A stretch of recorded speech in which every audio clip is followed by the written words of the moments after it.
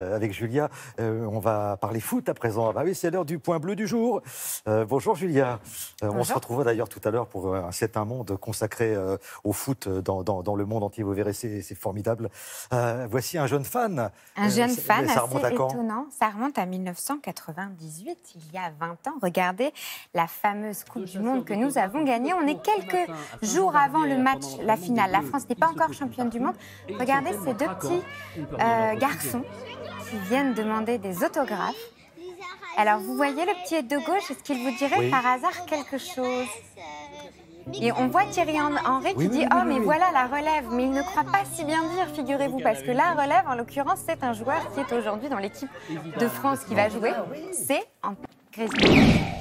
Voilà pour cette première vidéo qui est assez étonnante. C'était Griezmann. Antoine Griezmann. Antoine Griezmann, exactement.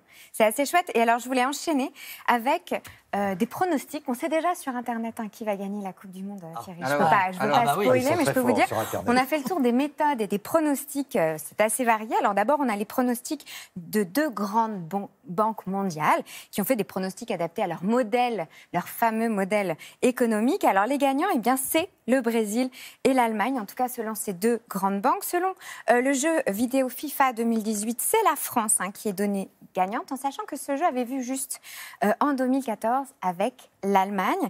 Alors, on a aussi les pronostics de Jacqueline, qui est voyante et qui est reprise dans tous les journaux. Alors, Jacqueline, elle avait vu juste également pour le Portugal pendant l'Euro 2016. Elle voit un pays proche de la Russie, géographiquement plutôt froid, avec de grands lacs. Donc, on dirait plutôt la Pologne ou la Croatie.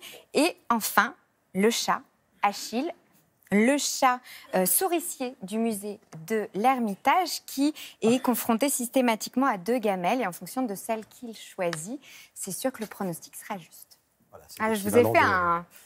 Ça nous rappelle Paul Le Poulpe il y a quelques années. Le chat doit faire mieux. Merci beaucoup.